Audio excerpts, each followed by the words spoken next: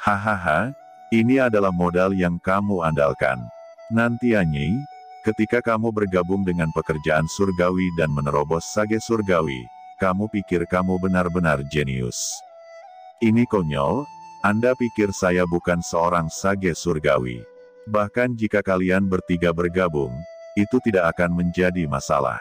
Ucap Qin Chen dengan semangat seperti badai, menyapu dengan gila-gilaan dengan kehendak tertinggi. Kemudian, sosoknya bergerak. Qin Chen melompat dan mengayunkan tinjunya. Tinjunya lebih cepat dari kesadaran ilahinya, seperti Raja Dewa Primordial, muncul di udara, menunjukkan aura yang luar biasa, dan seluruh tubuhnya melonjak dengan kekuatan tak terbatas. Nantian tiba-tiba mengguncang seluruh tubuhnya, dan kekuatan teknik putus asa yang tak terbatas di langit pecah dan runtuh. Pada saat yang sama, pelindung Shen Yuan di tubuhnya ambruk sepenuhnya. Ada perasaan bahwa hukum suci surgawi dalam tubuhnya sesaat tidak berfungsi. Dia telah mengalami pertempuran yang tak terhitung jumlahnya dalam hidupnya, tetapi dia belum pernah menemukan aura yang begitu menakutkan, seperti Raja Dewa, dan dia tidak bisa bernapas karenanya. Kekuatan macam apa ini? Bahkan jika Anda juga menerobos ke sage surgawi, bagaimana Anda bisa memiliki kekuatan yang begitu kuat? Gumam Nantianyi meraung liar, dan jejak telapak tangan yang tak terhitung jumlahnya muncul di kedua telapak tangannya. Membentuk badai yang tragis, seperti Dewa Iblis, menghancurkan langit dan menghancurkan bumi, dan menembus kehampaan langit. Tapi telapak tangan Qin Chen juga bergetar. Di bawah aura kuno, Shen Yuan di tubuhnya tiba-tiba membengkak. Pukulan ini bahkan lebih keras, dan seluruh lapangan Tiangong bergetar hebat, dan larangan yang tak terhitung jumlahnya berkedip, seolah-olah langit telah runtuh, dan semua jejak telapak tangan Nantianyi hancur. Kemudian semua orang melihat Nantianyi, yang sebelumnya masih tak terkalahkan, terkena pukulan smash Qin Chen, dan seteguk darah menyembur keluar dari mulutnya. Apa yang sedang terjadi? Mengapa? Mengapa kekuatanmu begitu kuat? Teriak Nantianyi bergegas dan hampir pingsan, dengan darah di sekujur tubuhnya. Amarahnya yang ganas terangsang, dan baju besi Shen Yuan biru muncul di tubuhnya, dan darah di tubuhnya terbakar dan dia ingin menembak lagi. Berlututlah untukku, ucap Qin Chen tidak memberinya kesempatan untuk melawan sama sekali. Raungan gemuruh terdengar pada hari yang cerah, dan Qin Chen berjalan di halaman. Dalam sekejap, dia muncul di depan Nantianyi, dan atmosfer kuno menyapu alam semesta dan langsung membuatnya kewalahan. Segera, baju besi di tubuh Nantianyi langsung pecah, dan pakaiannya juga hancur. Ada retakan di mana-mana di tubuhnya. Darah disemprotkan dari setiap lubangnya. Dia tidak bisa menahan raungan lagi dan lagi. Di bawah kekuatan yang menakutkan ini, dia tidak dapat menahan dan lututnya tiba-tiba menekuk. Dia berlutut di depan Qin Chen dalam tampilan penuh. Kakak senior Nantianyi dipukuli sampai berlutut. Ya Tuhan, apakah aku terpesona? Atau halusinasi? Ya Tuhan, aku pasti terkena stroke. Aku benar-benar terkena stroke. Ucap banyak murid berteriak seperti orang gila, dan tidak bisa mempercayai semua yang ada di depan mereka. Siapa saudara Nantianyi?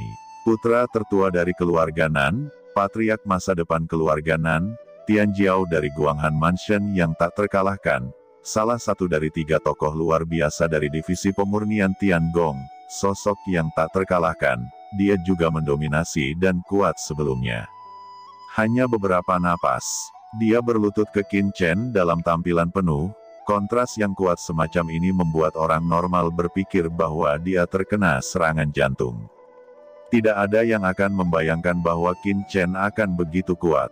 Jika semua yang ada di depannya benar, Qin Chen tidak akan menjadi lelucon, tetapi hanya mitos. Ah, binatang buas, aku arogansi di dunia, putra tertua dari klan Nan, bagaimana aku bisa berlutut di hadapanmu? Ucap Nantianyi merasakan malu yang tak terbatas dari lubuk hatinya. Wajahnya berubah menjadi merah darah, lalu berubah menjadi ungu. Dia lebih suka berdiri untuk mati daripada berlutut untuk hidup. Mau melawan, kata Qin Chen tidak memberinya kesempatan untuk mengeluarkan teknik putus asa. Sambil mencibir, Ki kuno bergegas lagi, dan kekuatan yang terkondensasi di tubuh Nantianyi langsung dikalahkan. Tersegel dengan kuat, dan tetap menjaga postur berlututnya. Qin Chen menatap Nantianyi dan berkata, "Jika aku bilang berlutut, maka kamu harus tetap berlutut." Kemudian matanya menoleh pada Feng Liuyun dan berkata, "Dan kamu, berlutut juga untukku." Mendengar itu, Feng Liuyun ketakutan pada saat ini. Dia sangat terkejut. Dia tidak pernah menyangka bahwa Qin Chen akan mengalahkan Nantianyi, hanya beberapa napas, dan memaksanya berlutut. Ini artinya 10 kali lebih sulit daripada melawan Nantianyi. Dalam sekejap, ketakutan muncul di hati Feng Liuyun. Dia dan Nantianyi tidak hanya bertarung sekali atau 2 kali, dan dia tahu kengerian pihak lain. Tapi sekarang, begitu Nantianyi dikalahkan oleh Qin Chen dengan mudah, dia berlutut di tempat, bagaimana dengan dirinya sendiri? Fikir Feng Liuyun di dalam hatinya, dan dia berkata dengan suara yang dalam, "Qin Chen, jangan pergi terlalu jauh. Saya adalah Tuan Muda Paviliun Feng Yun. Jika Anda melakukan ini hari ini, Anda tidak hanya akan menyinggung Paviliun Feng Yun saya, tetapi Anda juga menyinggung semua refiner yang baru dipromosikan di ruangan ini.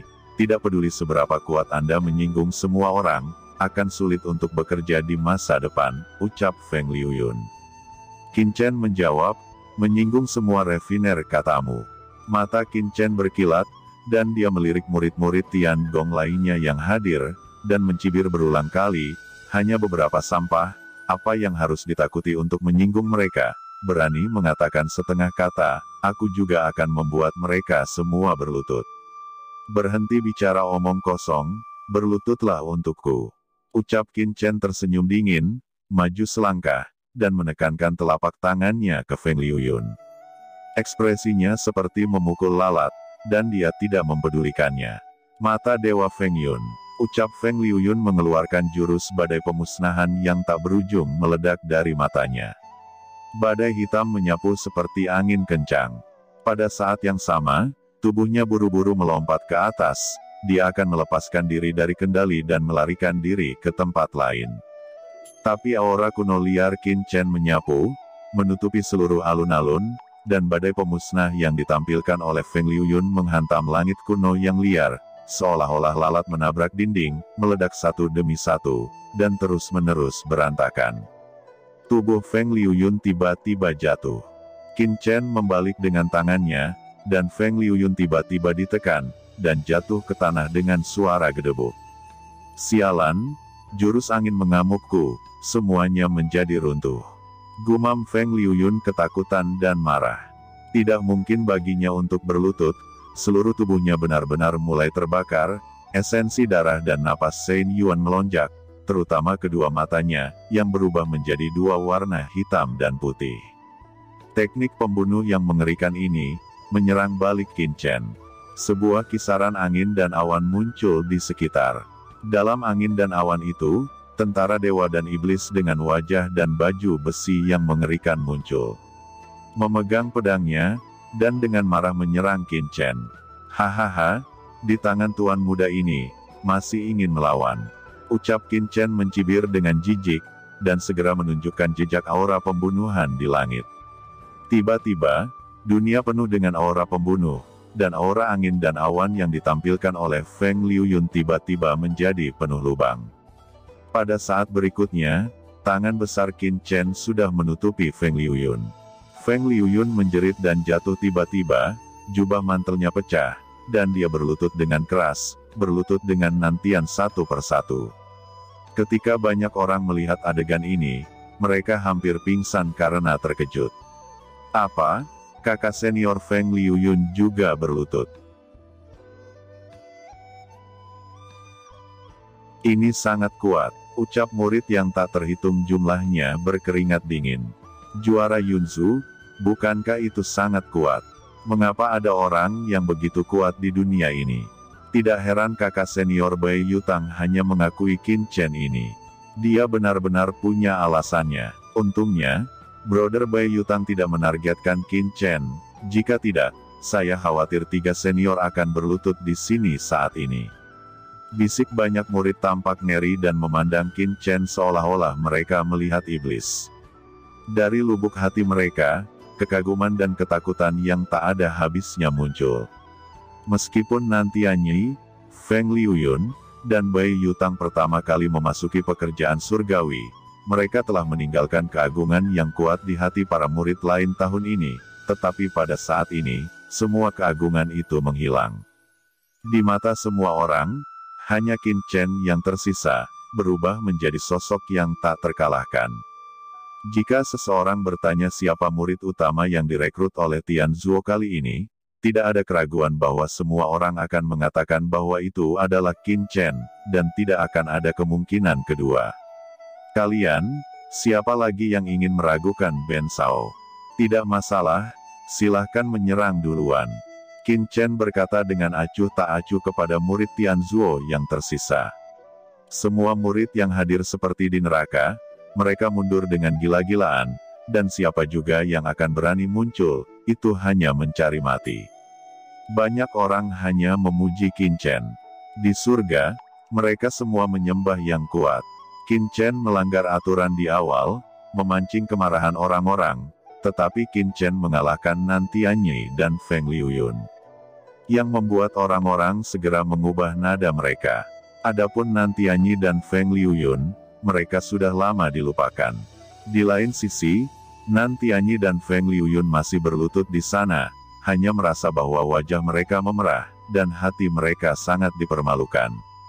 Mereka berlutut di alun-alun, ditonton oleh banyak murid. Rasa malu semacam ini menyelimuti hati mereka berdua, membuat mereka tidak bisa mengangkat kepala. Mereka tahu bahwa pijakan yang mereka bangun selama ini akhirnya dihancurkan dan menjadi batu loncatan bagi Qin Chen. Kekuatan Qin Chen benar-benar memenjarakan dan menyegel mereka, dan mereka hanya bisa mempertahankan postur berlutut. Melihat tidak ada yang muncul, Qin Chen tidak mengeluarkan suara lagi, tetapi terus duduk bersila, menutup matanya dan beristirahat. Dia tahu bahwa jika dia melakukan gerakan seperti itu, dia secara alami akan diketahui oleh senior Tiangong, dan kemudian mengirim seseorang untuk datang. Faktanya, seperti yang diharapkan Qin Chen, di dalam menara saat ini, para tetua menjadi gila, terutama orang-orang kuat yang mendukung Nantianyi dan Feng Liuyun sebelumnya. Mata mereka merah, dan mereka ingin bergegas ke Qin Chen, dan membantai Qin Chen dengan kejam. Jika bukan karena Penatua Agung yang menghentikan mereka, mereka akan sangat marah. Penatua, Qin Chen ini terlalu berlebihan. Sebagai seorang murid, dia membiarkan temannya berlutut di alun-alun ini tanpa hukum. Saya mengusulkan bahwa dia harus diajari dengan keras dan dihukum berat. Ucap seorang penatua meraung. Hahaha, Penatua Yunxi, itu terlalu berlebihan. Ketika Nantianyi dan Feng Liuyun menargetkan Qin Chen sebelumnya, saya tidak mengatakan apa-apa. Mengapa Anda harus menghukum orang lain sekarang karena orang-orang Anda tidak menang? Bukankah itu konyol? Ucap Master Muye tertawa, dan dia sangat bahagia. Dia tidak menyangka bahwa setelah Qin Chen pergi, kekuatannya akan meningkat pesat. Tuan Muye, Anda sangat lancang. Ini adalah muridmu. Anda merekrut karakter seperti itu, ini tanpa hukum, dan Anda pasti akan membahayakan Tiangong saya di masa depan. Penatua Agung, tolong izinkan saya mengambil tindakan dan memberinya pelajaran. Ucap Penatua Yunxi. Apakah menurut Anda Feng Liuyun Anda tidak melanggar hukum? Mengandalkan identitas Master Pavilion Muda Feng Liuyun, Anda tidak mengajari murid Anda tentang kesopanan.